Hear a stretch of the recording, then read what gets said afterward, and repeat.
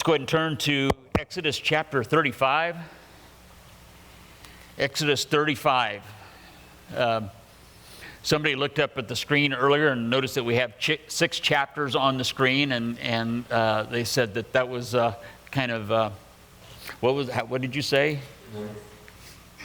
I have this supernatural gift called hyperlip.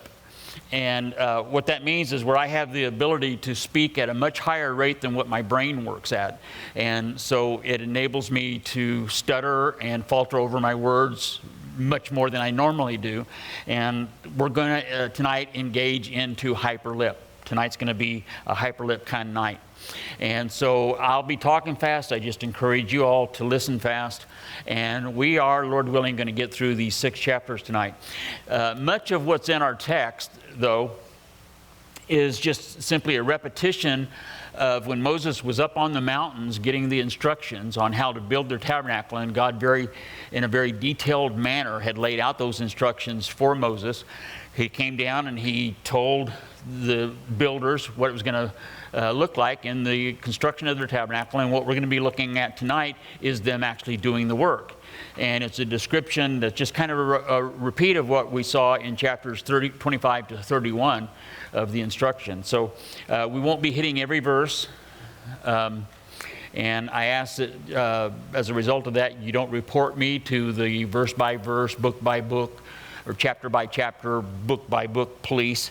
But I just, if it bothers you that I'll be skipping over some of the verses, then you know what you can do before you go to sleep tonight. You can catch up and read them. So this is chapter 35, starting with verse 1. And the first 3 verses deal with the Sabbath regulations. It says, Moses gathered all the congregation of the children of Israel together and said to them, "These are the words which the Lord has commanded you to do. Work shall be done for 6 days, but the 7th day shall be a holy day for you, a Sabbath rest to the Lord. And whoever does any work on it shall be put to death, and you shall kindle no fire throughout your dwellings on the Sabbath day." So first of all, verse 2 says, if you violate the Sabbath, you shall be put to death. Aren't you glad that we live in the dispensation of grace? Just what would it be like if you got caught violating this one today? If that would be the consequences.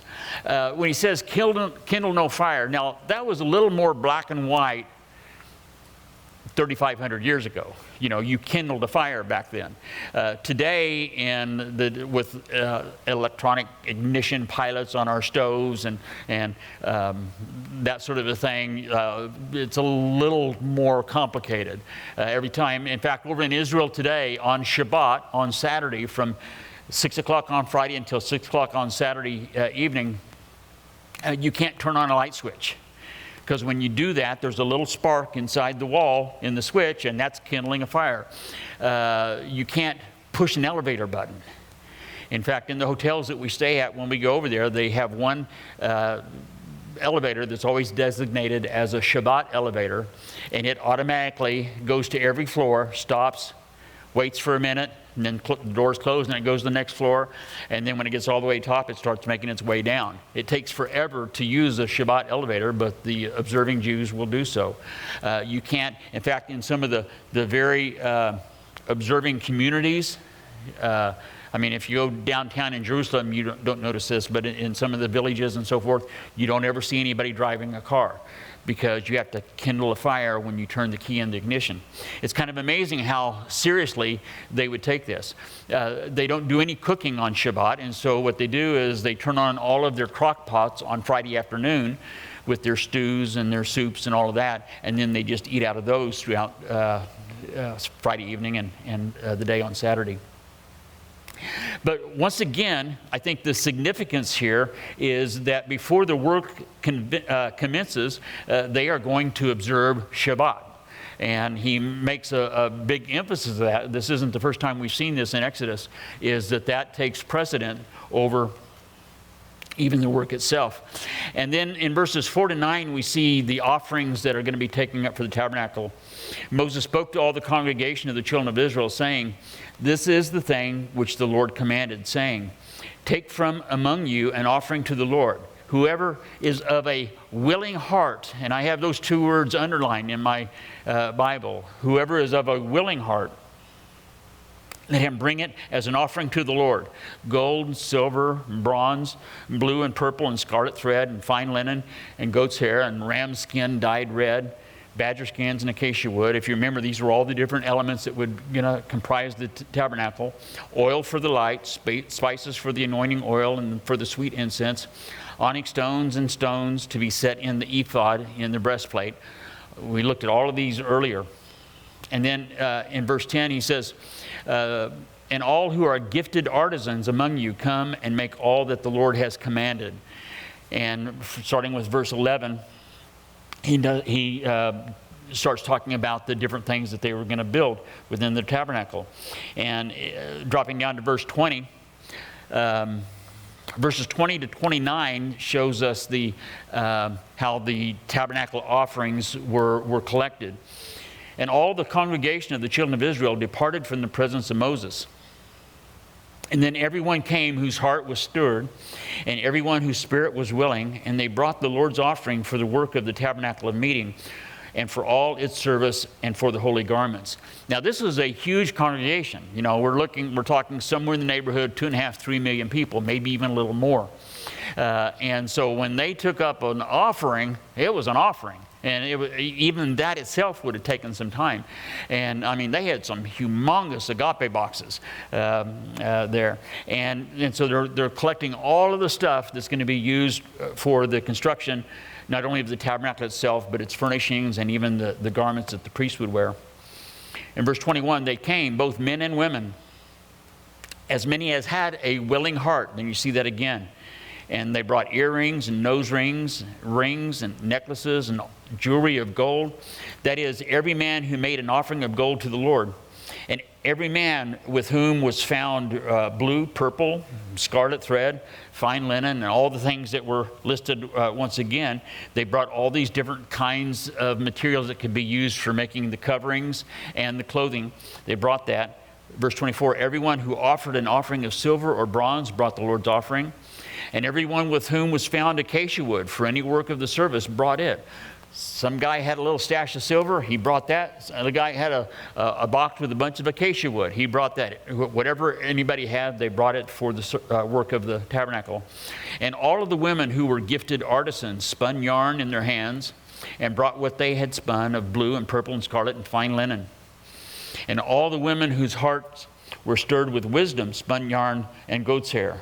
So, it was just not the foolish women, but the wise women were called to spin the yarn. And rulers brought onyx stones and the stones to be set in the ephod and in the breastplate, and spices and oil for the light, for the anointing oil, and for the sweet incense. And the children of Israel brought a free will offering to the Lord, all the men and women whose hearts were willing to bring material for all kinds of work, which the Lord, by the hand of Moses, had commanded to be done. I don't know if you're aware of this or not, but this November we will be observing Calvary Chapel of Oklahoma City's 30th birthday. We'll be 30 years old this coming November. And in that time, I remember when we were at the YMCA and I had gone down to Home Depot and bought a 1x12, and I cut it up and I made it into a little box with a floppy lid on it and cut a hole in the top of it. And that was our first agape box. And in that 30 years, we've never had to beg. We've never had to ask for pledges or done anything that would try to coerce money out of anybody, or to do anything that would, other than make the opportunity for somebody with a willing heart to come and support the work of the Lord. And in that time, we've never been late on a bill. We've never been short on anything that we needed to do. He has always provided more than we need to further the ministry, ongoing ministry that we have as a church. And for that, I praise the Lord, but I also acknowledge the faithfulness of the people of Calvary Chapel of Oklahoma City. It's just without any kind of arm twisting or anything like that. You guys have always been extremely faithful. And this is not an uncommon thing. Just this last Sunday, we had a visitor who, after the service, came up to me and he said, "When's the offering?" And I just pointed him to one of the boxes, and like I said, that's not uncommon. That sort of thing happens all the time. And it's not that we're, anti-collection plates or bags or even Kentucky Fried Chickens if the buckets, if the occasion were, if we were in some big coliseum, that would be the thing we would need to do. There's nothing wrong with that. Some of the bigger Calvary chapels have found that it's easier to bring the agape box to the congregation than it is for the congregation to get to a box. So I get that. Nothing wrong with that. We don't take an offering, we receive it.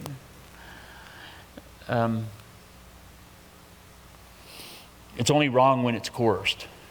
And that's something we've never had to do, and this is a good example of how God does it. The next 6 verses, starting with verse 30, talks about the guys that are going to be gifted by the Lord to provide the service. He says, Moses said to the children of Israel, "See, the Lord has called by name Bezalel, the son of Uri, the son of Hur, of the tribe of Judah. And he has filled him with the Spirit of God in wisdom and understanding." So here's this guy. We're going to find out he's just a blue-collar construction worker, and yet he is filled with the Spirit of God. That was the first necessity for Bezalel to do his work, was he had to be filled with the Holy Ghost. And he was, verse 32, to design artistic works, to work in gold and silver and bronze, and cutting jewels for setting, and carving wood, and to work in all manner of artistic workmanship. We usually call Jesus a carpenter, but the word that is translated carpenter in most of English translation actually means craftsman. And he was a stonemason, he was a woodworker, he did all of this work, kind of like Bezalel. Now, it's interesting, though, Bezalel didn't go to school. He didn't serve some sort of apprenticeship. He wasn't in any kind of program to learn how to become a craftsman. In fact, he learned this while he was a slave in Egypt. And I bring that out to kind of show that even though in those were days that were hard, they were rough, they were very, in many ways, overbearing for the people of Israel. This was something, they didn't just simply make bricks. The Israelites were the guys that were building all of these cities in Egypt. And it was a skill that Bezalel had learned under the whip of the taskmaster. And yet here God is using that as he filled him with his Spirit. It wasn't wasted.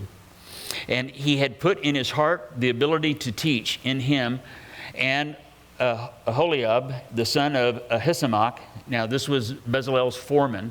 Bezalel was the superintendent of the work, and as we saw earlier, Ahisamach is his foreman.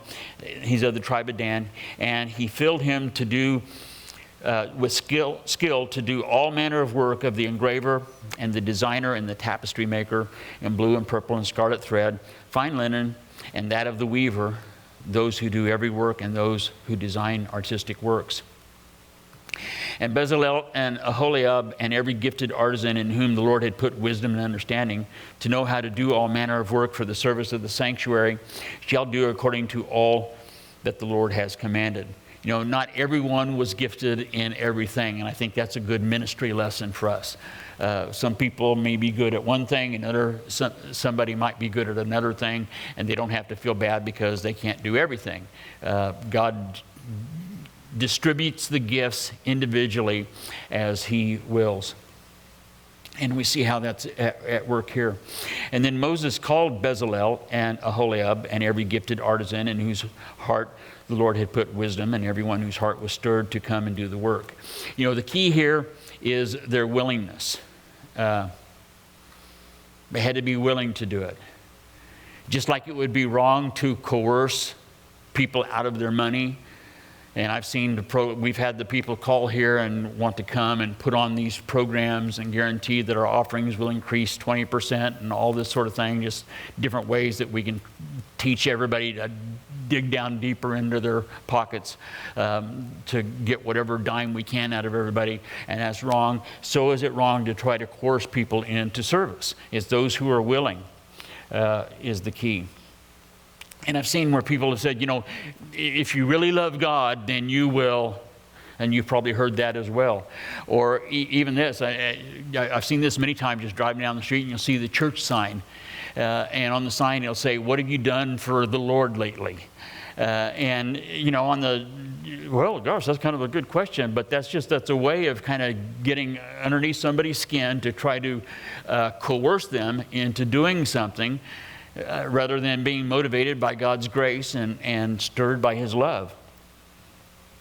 And not only is it wrong to coerce people out of their money or to coerce people out of their service, it's also wrong to do that grudgingly, you know, to give grudgingly or to serve grudgingly.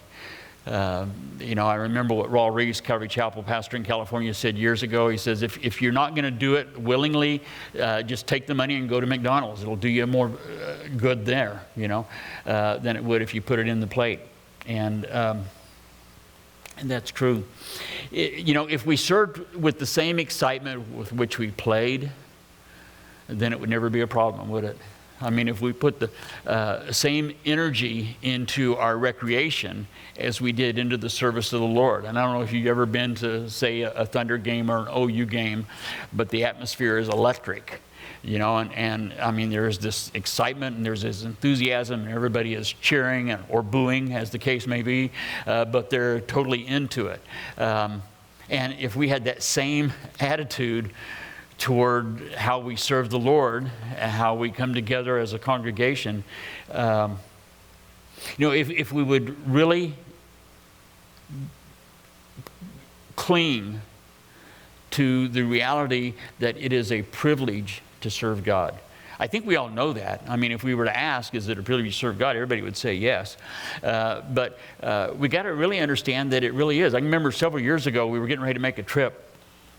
And Sherry was calling this, you know, we were doing the budget motel kind of thing back in those days. And so she called and she wanted to talk to the receptionist to see if this hotel that we were going to book had the hairdryer in the room. This was a long time ago.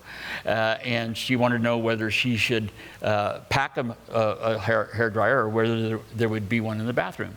And the lady that she talked to said, it will be your privilege.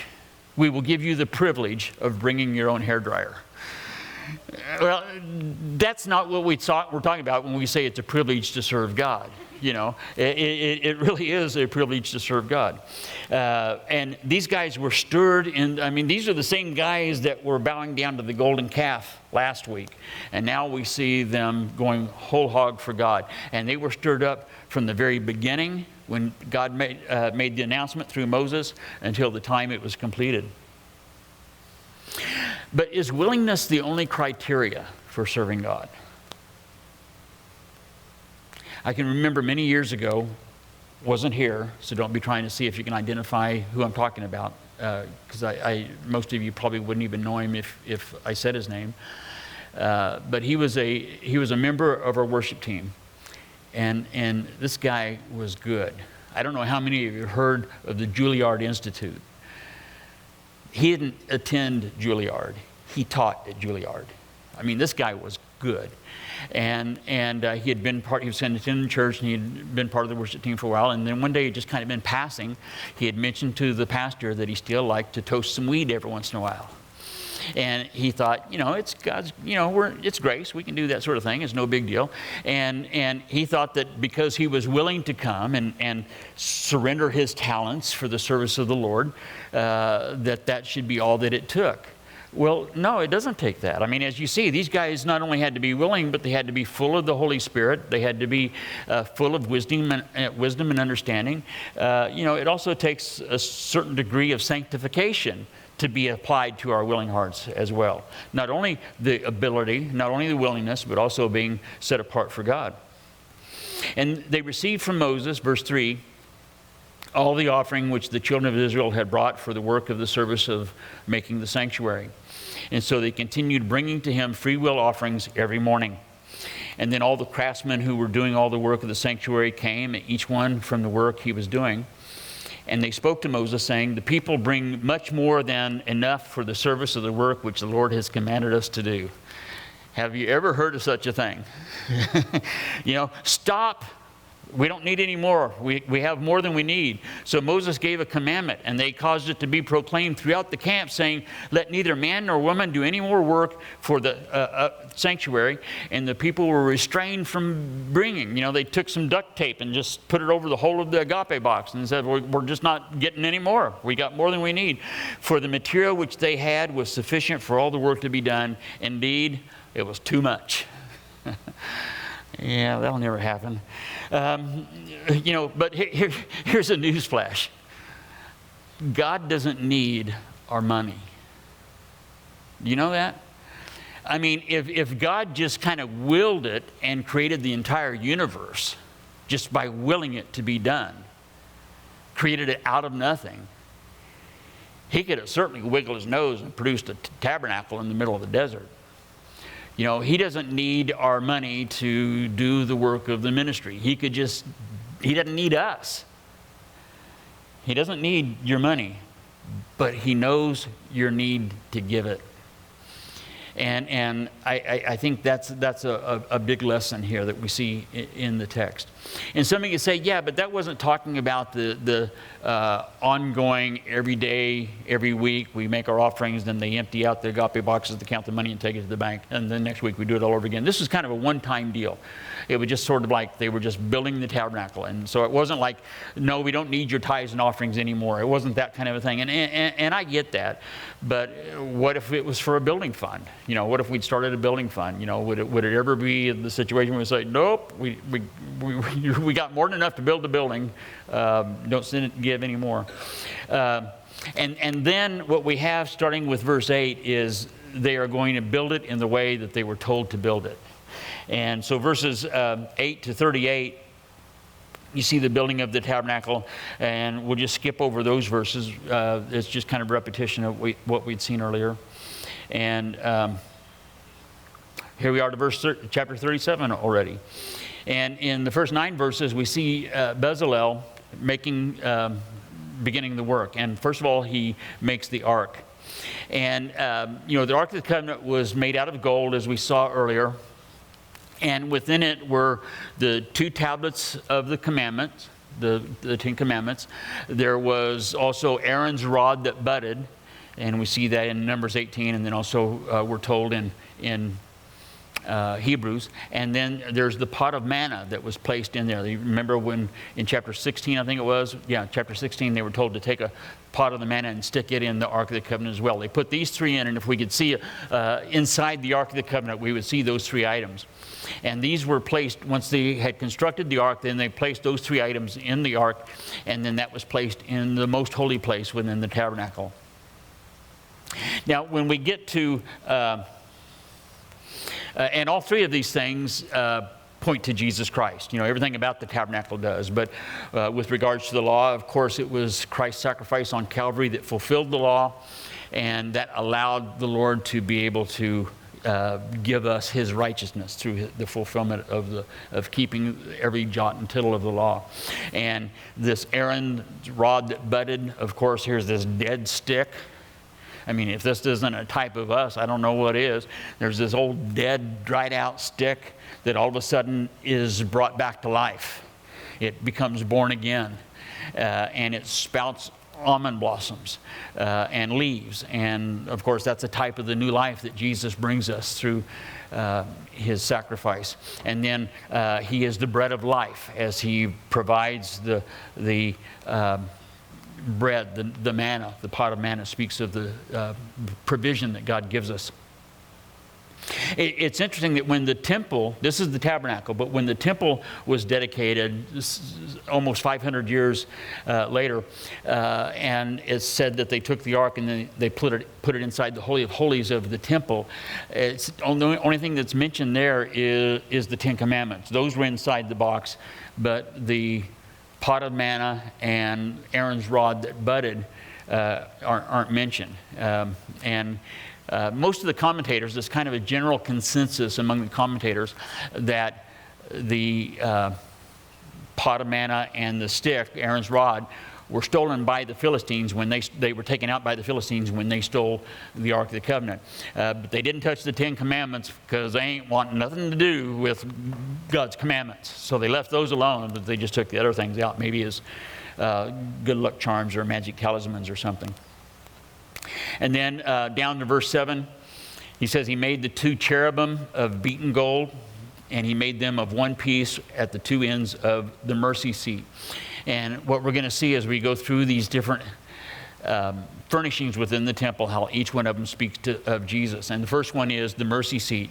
Jesus is our mercy. The word mercy seat there is translated from the Hebrew word kapareth, which comes from the word kafar, which is the Hebrew word for covering. When Noah built the ark, it says that he pitched it within and without with pitch.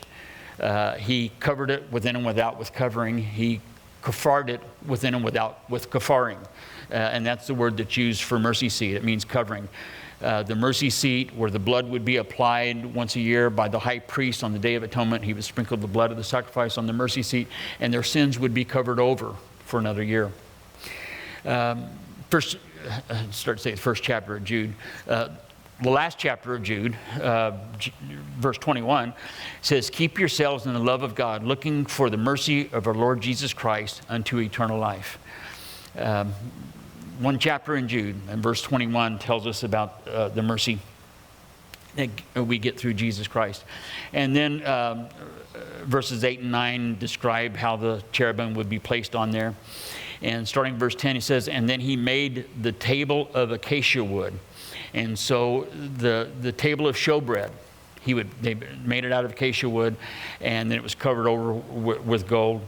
And this tells us that Jesus is our provision, where the mercy seat was reminding us that Jesus is the place where we receive mercy. The table of showbread reminds us that Jesus is our provision. And I love that it was made out of acacia wood, which speaks of Christ's humanity, and then covered over with gold, which speaks of his deity. In John 6:35, great chapter, John 6, about Jesus being the bread of life. And he said in verse 35, "I am the bread of life, and whoever comes to me shall never hunger, and whoever believes in me shall never thirst." And then he goes on through the next, through verse 16, talking about how the table of showbread would be built and furnished. And then verse 17, he begins talking about the gold lampstand, the menorah. And it was to be made out of a single piece of hammered solid gold. And I remember one of the earlier trips we made to Israel, I was talking to one of the rabbis there, and they didn't know how to build this. They had the gold to do it, and they were wanting to rebuild it to get ready for what they called the third temple that we know as the tribulation temple. But they said at that time they didn't have the technology. They didn't know how to make this 7-branch candlestick out of solid gold without the weight of the gold causing the candlestick branches to sag. And since then, in some of the subsequent trips, we've seen that they have constructed it. They finally got it figured out. But it says in verse 17, he also made a lampstand of pure gold. And so the next one is Jesus is our presence. The lampstand, the light that showed of the continual presence. The oil in the lampstand was never to go out, and it would always speak of the continual presence of the Lord. John 15, verse 5 says, "I am the vine, and you are the branches. And he who abides in me, and I in him, bears much fruit. For without me, you can do nothing." So as we abide in him, as we continually, we talked last week about practicing the presence of the Lord. As we continually do that, and we experience his presence, then he abides in us, and we bear much fruit. And then the rest of verse 17 all the way down through verse 24, he tells how that was to be constructed. And then in verse 25, we come to the altar of incense. He says he made an incense altar of acacia wood. So the altar of incense, or the golden altar, was also first made out of wood, the acacia wood, and then it would be covered overlaid with gold. And that speaks of Jesus as our intercessor. You know, we have a man at the right hand of the Father ever making intercession for us. Even now, Jesus is praying for us 24/7 before the Father. Isn't that amazing? I mean, can you just begin to comprehend that? The writer of the Hebrews says in Hebrews 7:25, therefore, he is also able to save to the uttermost those who come to God through him, since he always lives to make intercession for them. So Jesus is our intercessor. And then on through verse 28, we see the construction of the golden altar. And then starting with verse 29, he begins describing how to make the anointing oil and the incense. And it says he also made anointing oil and pure incense of sweet spices according to the work of the perfumer. We saw the instructions for that earlier. Verse 1 of chapter 38 talks about the altar of burnt offering. It says he made an altar of burnt offering of acacia wood. So this would be speaking, this is the place where they would make the offering for their sins, and that was the place where they would find their forgiveness. Jesus is our forgiveness. And only God can forgive sins. We learn that from the New Testament. And for example, in Luke chapter 5, when he saw their faith, he said, man, your sins are forgiven you. And if you remember the story, the Pharisees got all upset. Only God can forgive sin. And Jesus said, yeah, I'm glad you noticed, you know, and because Jesus is our forgiveness. And so he made the altar a burnt offering of acacia wood. And we see the instructions of that from the last part of verse 1 through verse 7. And then when we come to verse 8, we have the bronze laver. And it said he made the laver, or the basin. Some of the modern English translations make it a little more clear. He made the laver of bronze and its base of bronze from the bronze mirrors of the serving women who assembled at the door of the tabernacle of meeting. So this speaks of the fact that that was the place where they would go after they had made the sacrifice, and the priest would go from there. Before they would go into the holy place, they would stop at the bronze basin and they would wash their hands because they had become defiled. And so they wash their hands. As we go through life, we get our hands all messied up, and so we have to go to him for cleansing. We're all familiar with 1 John 1:9 about confessing our sins, but I love the Phillips translation of 1 John 1:9, where he says, but if we are really living in the same light in which he eternally exists, then we have true fellowship with each other, and the blood which his son sheds keeps us clean from all sin. Now, check this out, gals. This was made from the mirrors of the serving women who assembled at the door of the tabernacle of meeting. You know, in those days, they didn't have silver-backed glass mirrors. That was centuries from being invented yet. And their mirrors back in those days, they would just break out the brasso and they would polish up the brass and get it really shiny, and they could see their reflection in it. And that was their mirrors.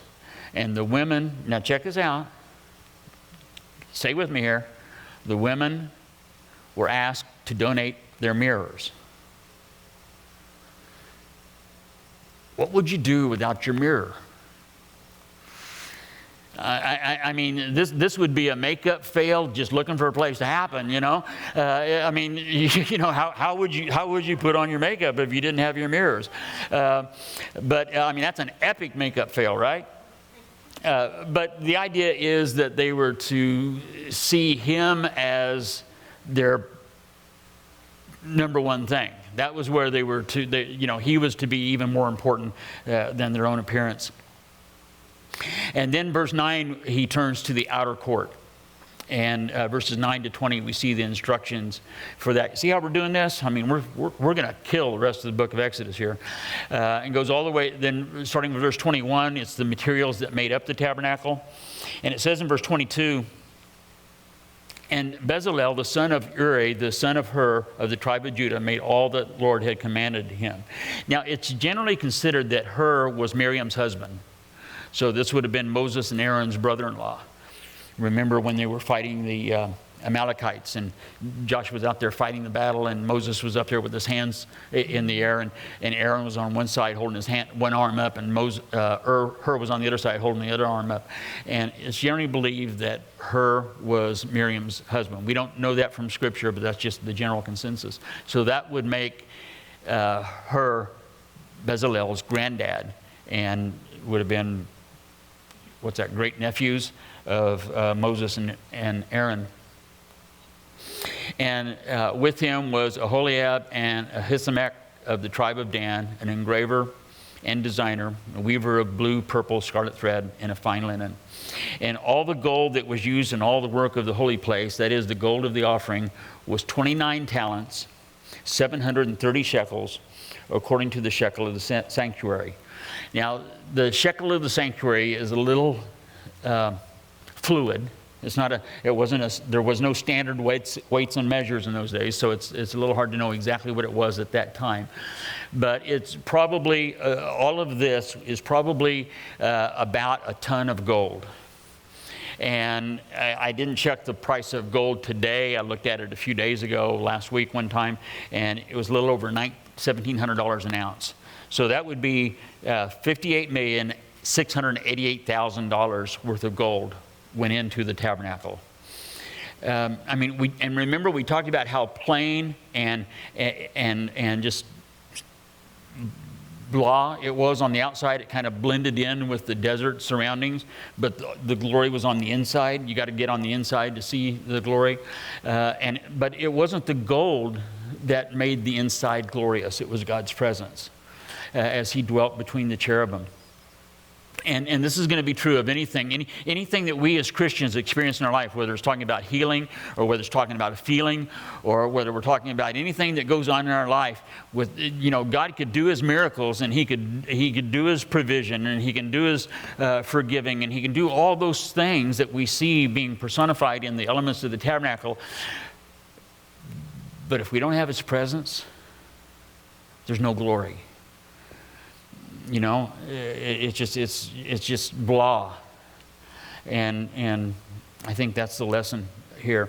Verse 25 says, "And the silver from those who were numbered of the congregation was 120 talents and 1,775 shekels, according to the shekel of the sanctuary." So that's a little over 4 tons of silver at $18.23 per ounce would make it about $2.25 million.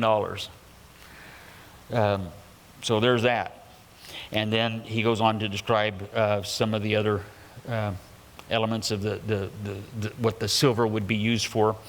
Verse 29 says, "The offering of bronze was 70 talents and 2,400 shekels." Somewhere between 3 and 4 tons of bronze. Now, bronze isn't very expensive. It's about $1.35 a pound, so that'd be about $9,500. If we take all 3 of those and add it up, just the metal alone is just shy of $60 million that it cost to build the tabernacle. That would be a lot of money for a tent even today. That's a lot of money for any kind of structure, but a tent in the desert, that's a high dollar tent, I tell you. And that's all the money that they put into, that's their free will offerings provided that stuff to build the tabernacle 3,500 years ago. In verse 30, "And with it he made the sockets for the door of the tabernacle, and a tabernacle meeting, and the bronze altar and bronze grating for it, and all the utensils of the altar, and the sockets and the court all around, and the bases for the gate." All the things that they used the bronze for were done with that. And then chapter 39, we come to, they're going to talk about the garments that are being used for the priests themselves. Verses 2 to 7 talks about the ephod, same thing we saw earlier. 8 to 21 talks about making the breastplate. 22 through 30, it's the other priestly garments, the other things that they did that would make the priestly garments. They made the bell around the bottom of the robe. It says in verse 25, "And the bells were of pure gold, and they put the bells between the pomegranates on the hem of the robe, between all around between the pomegranates. And then just to show how meticulous God is in his instructions, he says, a bell and a pomegranate, all around the hem of the robe to minister as the Lord had commanded Moses. Just make sure you do every other one. Pomegranate, and then a bell, and then a pomegranate, and then a bell until you get it all done. And then in verse 28 says that he's got a tunic, a turban of fine linen, and exquisite hats of fine linen. And then he even says, and short trousers of fine linen. You know, just got to make sure they got a pair of cargo shorts underneath their robe. And all of this was done for the priest's clothing. And they made the plate of the holy crown of pure gold. This is verse 30. And wrote on it an inscription like the engraving of a signet. And then it said, holiness to the Lord. And this was a plate that would go, it was tied by a piece of blue thread onto the lid, the hat that the priest would wear. This was the equivalent of the 15th century BC Christian t-shirt. Let me explain what I mean by that. You know, when we go out to eat in a restaurant, usually where people go out to eat, and if we get bad service and we want to flesh out on the waitress because she's done such a lousy job, the first thing I do is look down and see if I'm wearing a Christian t-shirt before I do that. Because if I'm wearing a Christian t-shirt, then I can't flesh out on her, and I have to treat her nice because she saw me pray and all that. So I got to be really nice. But if I'm not wearing a Christian t-shirt, she better look out, you know. And so a Christian t-shirt kind of serves as a buffer for me. It reminds me that I'm representing the Lord. Reminds me that I have made a statement that I will be set apart for Him. Okay, that's what it should do. That's the reason why we should wear Christian t-shirts, and as a witness to other people. But if we're not being a witness, we're not witnessing. That's what this was for the high priest. It was a constant reminder to him that he was set apart for the holiness to the Lord. Sanctity to the Lord. That's what the word holiness means. Set apart to the Lord. It was a constant visual reminder of that. And then it says, verse 31, they tied it with a blue cord and fastened it above on the turban. And then starting with verse 32, it talks about the completion of the work. And drop down to verse 42, according to all that the Lord had commanded Moses, so the children of Israel did all the work. And then Moses looked over all the work, and indeed they'd done it as the Lord had commanded, just so they had done it. And so Moses blessed them. And then we get all the way to chapter 40. This has been easy, right? Been skating. And the Lord spoke to Moses, saying, on the first day of the first month you shall set up the tabernacle of the tent of meeting, and you shall put it in the ark of the testimony, and partition off the ark with the veil. And then you shall bring in the table and arrange the things that are to be set on the order of it. This would be the table of showbread. And then you shall bring in the lampstand and light its lamps. This is the menorah. And then you shall also set the altar of gold, the golden altar of incense before the ark of the testimony, and then put the screen for the door of the tabernacle. And then you shall set up the altar of the burnt offering before the door of the tabernacle of the tent of meeting. And then you shall bring the laver between the tabernacle of meeting and the altar and put water in it. And you shall set up the court all around and hang up the screen at the court gate. In other words, put the doors on the front of it. And you shall take the anointing oil and anoint the tabernacle and all that's in it, and you shall hallow it with all its utensils, and it shall be holy. And you shall anoint the altar of burnt offering with all its utensils, and consecrate the altar, and the altar shall be most holy. And you shall anoint the laver and its base, and consecrate it. And then bring Aaron and his sons to the door of the tabernacle of meeting, and wash them with water. You shall put the holy garments on Aaron, and anoint him, and consecrate him, that he may minister to me as priest.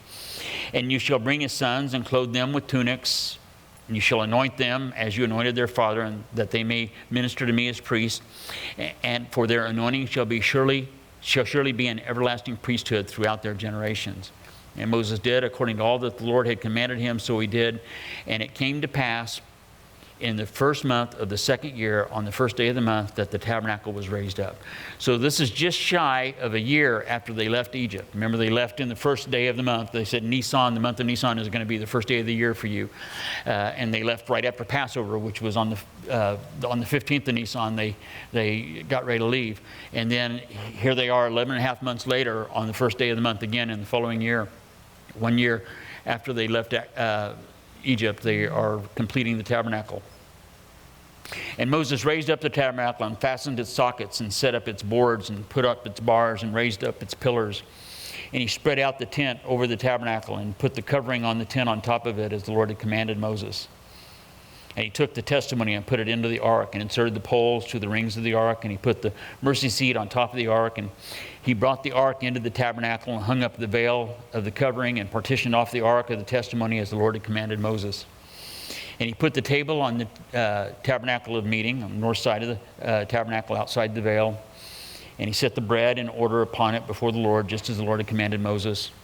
And he put the lampstand in the tabernacle of meeting across from the table on the south side of the tabernacle. And the tabernacle always faced east.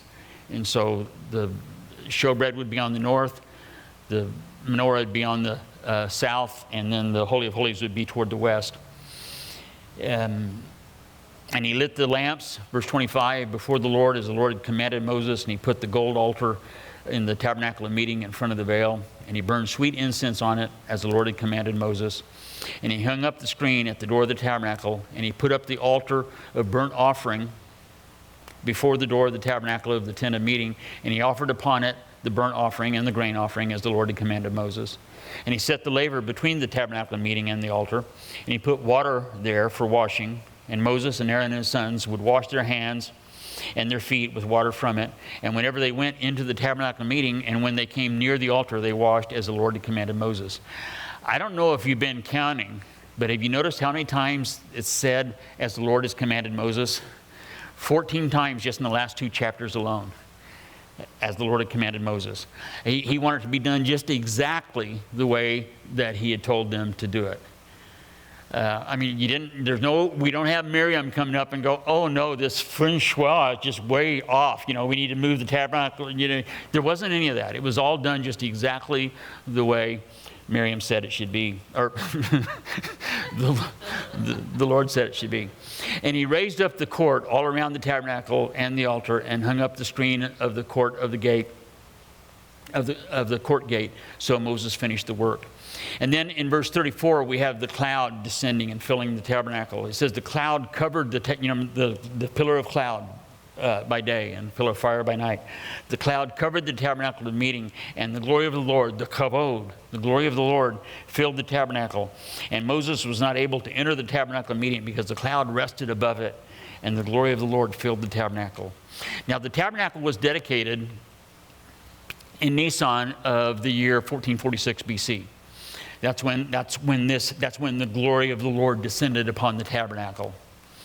The glory of the Lord, the kabod, filled the place. Now, in 1 Samuel chapter 4, we see where I mentioned earlier about the Philistines capturing the ark. They stole the ark in a battle, and that's probably when they took out the Aaron's rod and the pot of manna. And in 1 Samuel chapter 4, when the Philistines captured it, Eli's sons, Hophni and Phinehas were in the battle, and they died in the battle. And Phinehas' wife was 9 months pregnant.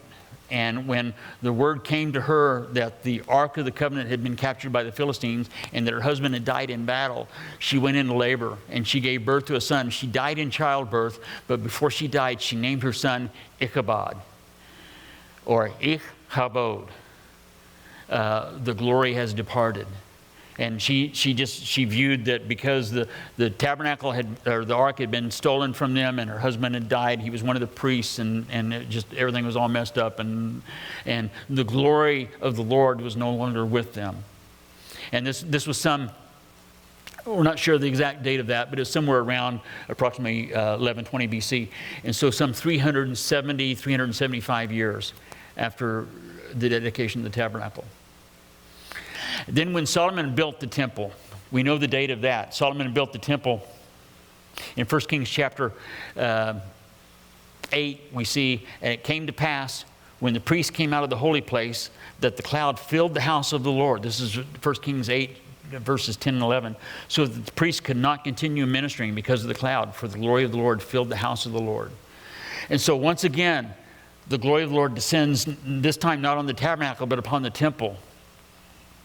And filled the temple so that the priest couldn't go in. Just like Moses and Aaron couldn't go in, now the priest can't go in. Because the glory of the Lord is there. But then we read in Ezekiel chapter 10, where it says that the glory of the Lord departed from the threshold of the temple and stood over the cherubim. 375 years later. I don't know if there's a significance in the timing of that or not, but then once again, the glory of the Lord departed at the time of the Babylonian captivity. And he says in verse 36, whenever the cloud was taken up from above the tabernacle, the children of Israel would go onward in all their journeys. But if the cloud was not taken up, then they didn't journey until the day it was taken up. You know, in the first 13 plus years of the church, almost 13 and a half years of Calvary Chapel of Oklahoma City, I usually tell people we were the church of the cloud. We were in 5 different locations, and wherever the cloud moved, we moved with it. You know, sometimes we'd outgrow the place, or we'd lose the lease, or something like that. Something would happen, and we were the church of the cloud. And then, of course, the Lord opened up the doors for us to move here. For the cloud of the Lord was above the tabernacle by day, and fire was over it by night in the sight of all the house of Israel throughout all their journeys. Wasn't that cool? I mean, just, you know, if the Lord wanted them to stay put, the cloud would stay stationary. And then they know, okay, well, we know we're supposed to stay here now. And sometimes they would probably stay there for a week or 2 or maybe a couple of months, you know, and then the cloud would move again, and they would pack up and they would follow the cloud. And they knew when they were supposed to go, and they knew when they were supposed to stay. Wouldn't it be nice if it was that simple today? You know, if we had something visual that we could look at and we could know when the Lord was moving and when He wasn't. Don't you wish it were like that today? Well, it is. I mean, it is still like that today. The whole purpose, the whole theme of the book of Exodus is about walking by faith. That's the story. You could sum it up in one sentence: walking by faith. Whether they were going to trust the Lord or not, whether they were going to, by faith, follow that cloud, or by faith, stop. And nothing's changed. I mean, ours is still the story of walking by faith. Now that we're in this permanent location, are we no longer being led by Him? I mean, our permanence is totally dependent upon Him. You know, our goal is to be able to pay off our mortgage in a few years, and the Lord could pay it off tomorrow if He wanted to. Or He could kick us out of here tomorrow if He wanted to. You know, we're still just as dependent upon Him as they were back then. And you know, they had a cloud that they could look to. We have His Word. You know, we have just as much of a visible example of the Lord before us today as what they had. They had His presence, and so do we. We have His presence. You know, nothing's changed. We still have to walk by faith, just like they had to walk by faith. Amen. Let's close in prayer. Lord, it is such a privilege to walk with You. It's such a joy unspeakable to be able to operate in Your presence and to practice that presence through our sanctification, through setting ourselves apart, by being filled with Your Spirit, by walking in accordance with Your Word, and just living our lives day by day, hour by hour, and moment by moment by faith. What a joy that is. What a privilege it is to serve You, and to do so with our time and our talents and our treasures. What a blessing it is to be called children of God. And we thank You for the book of Exodus, for the lessons that are taught to us through it. And we pray, Lord, that it would further our understanding of what that faith walk truly does look like. In Jesus' name, amen.